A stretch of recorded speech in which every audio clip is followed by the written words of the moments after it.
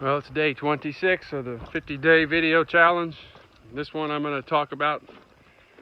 a podcast that I've been listening to for several months now, and it's been one of the best podcasts I've found in quite a while. In fact, I'm a podcast junkie, but I listened to the Tom Woods show a bunch, and he had a man named James Delingpole on his show last summer, I believe it was, talking about the current state of the world. And I knew of James Delingpole already, having read some of his columns that were run at LouRockwell.com, and he pretty much wrote the book on the green environmental agenda being basically a thinly disguised thinly disguised reiteration of the communist, or the red agenda, as he calls them, watermelons, green on the outside and red on the inside. But I didn't realize that he had a podcast, so I started listening last summer, I believe, and it's crazy how far down, as James Delingpole would say, how far down the rabbit hole he's gone, and to me, how honest he is, and how much he's been willing to risk his own personal fortune for speaking the truth about the current state of affairs in the world, and the I guess you could say the globalist oligarchy that's pulling they're putting their cards on the table and putting all the chips in the table.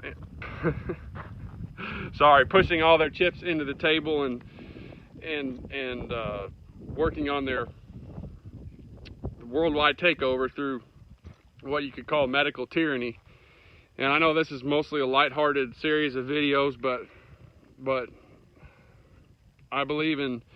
speaking the truth, and James Delingpole has inspired me to go ahead and say what I think on a number of regards, and one of the most important things to me being human liberty and the ability to maintain Western civilization and personal autonomy, not in just the obvious way that it's under attack right now through some of the shots and mandates to wrap paper around your face, but also at a higher level through the vegan agenda and how much money is being funneled into so-called plant-based proteins and alternative meats. I believe that at the core of a healthy, happy life and the core of maintaining what it means to be a free American is the liberty to decide what goes into your body, and that includes what you eat. And that's, though it's not as obvious as in some other ways, the ability to eat beef and raise beef and basically be a American cowboy is under attack, and I believe cowboys, in the best meaning of the term, stand in direct opposition to this globalist agenda, whether they know it or not. And I guess maybe part of my mission that I sometimes feel so ill-equipped for, but part of my mission in making these videos and eventually a podcast is to raise awareness and wake people up to the fact that they are under attack, but do so in a lighthearted manner that without not bringing all problems, but bringing solutions. Which the easiest solution is to recognize what's going on and to basically just celebrate what it means to be an American or a cowboy or anyone that cares about liberty. And one of the basic ways to exercise that freedom is to become a healthy, independent individual. One of the best ways to do that is through eating a lot of steak. And I know that sounds trivial, but if you look at the arc of the last 50 years and the way that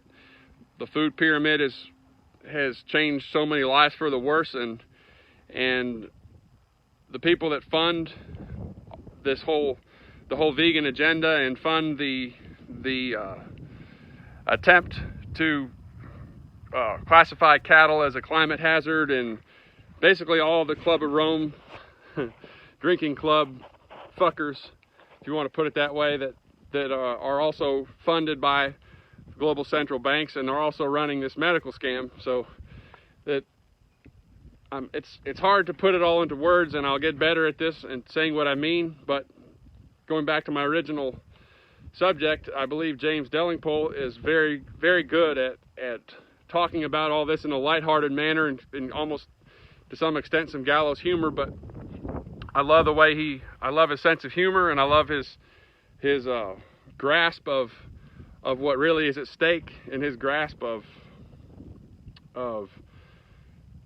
the far-reaching or his grasp of how widespread and how in-depth this so-called, you could call, conspiracy of I guess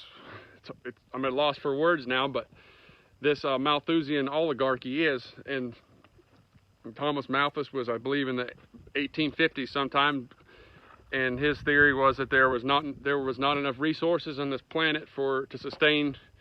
humanity as it was, and that we were going to run out of food and everyone was going to die. And if you look at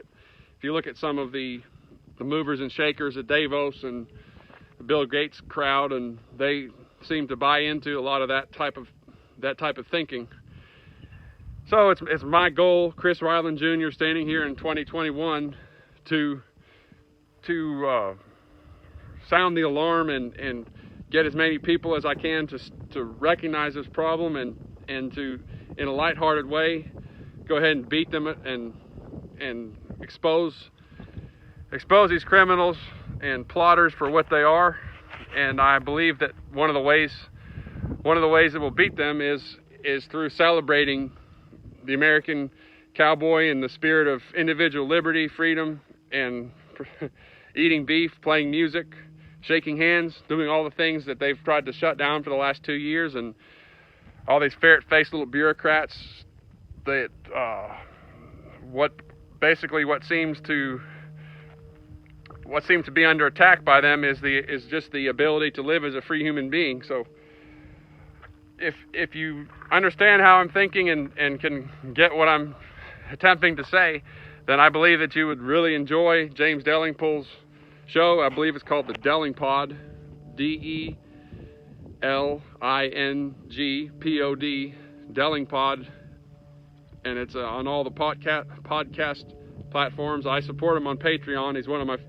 basically the only podcast that I do. He's one of my favorites. And he's a British gentleman that was a very well-respected mainstream journalist with great credentials for one of their big newspapers there, I believe the UK Telegraph, which might be analogous to the New York Times here in the United States. And he kind of got the cold shoulder from the establishment when his thinking and journalistic work started turning up unpleasant truths, or truths that the powers that be, would rather be concealed. And James is a fox hunter, and I believe a man that I would love to have some cold beers with, probably smoke a cigarette inside like a civilized Western man. And he's a fox hunter, so he's got some nuts. To put it bluntly, I think fox hunting is a sport in England is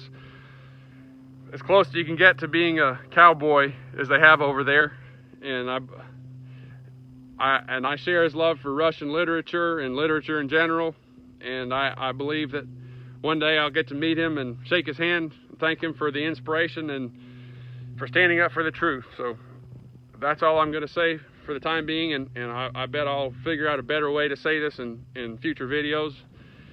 But if you ever see this, James, my heartfelt thanks for everything you've done and for inspiring me to speak up and